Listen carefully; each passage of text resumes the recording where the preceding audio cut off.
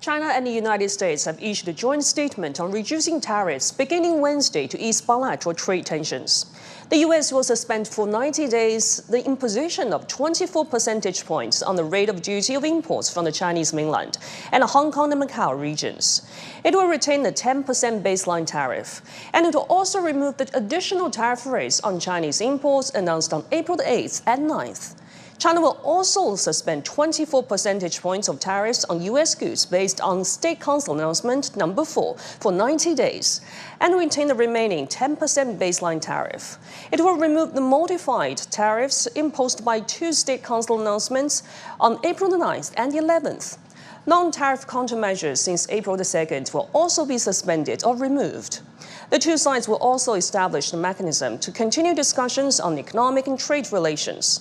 The mechanism will be led by Chinese Vice Premier He Lifeng and U.S. Treasury Secretary Scott Bessent and Trade Representative Jamieson Greer, and discussions will rotate among China, the U.S., or third countries agreed upon, supplemented by working-level consultations. On Saturday, the Chinese and U.S. delegations sat down to talks for the first time since the U.S. administration began imposing hefty tariffs on Chinese goods that would escalate to a tit-for-tat tariff war. The Chinese Foreign Ministry stated that the Geneva talks were initiated by the United States, leading to 2 days of negotiations led by Chinese Vice Premier He Lifeng and U.S. Treasury Secretary Scott Bessent. On Monday, positive outcomes emerged. The two sides held in-depth exchanges on trade and economic issues of their respective concern. The atmosphere of the meeting was candid, in-depth and constructive. The meeting achieved substantial progress and reached important consensus. Most experts were expecting a de-escalation and a starting point for further talks, but what we got was much more dramatic, a 115% lifting of tariffs.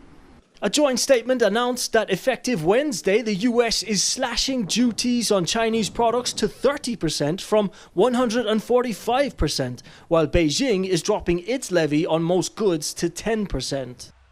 These terms will continue for at least 90 days while the two sides pursue additional negotiations.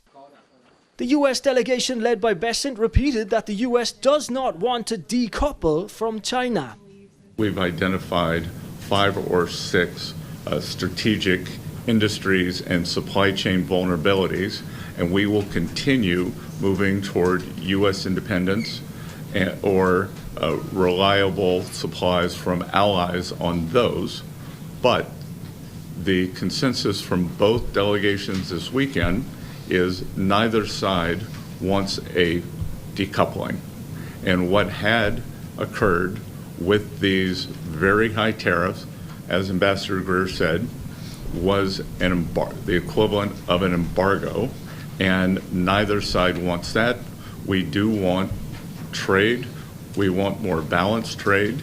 He Lifeng also restated that China's position towards this trade war is very clear, that China does not want to fight one because there are no winners in a trade war. But he reiterated that if the US insists on forcing this upon China, then Beijing would not be afraid to fight to the end. The weekend talks in Geneva, however, ended on a positive note of reconciliation, with the world's two biggest economies beginning to negotiate a new path in a world undergoing changes unseen in a century. Ken Brown, CGTN, Geneva.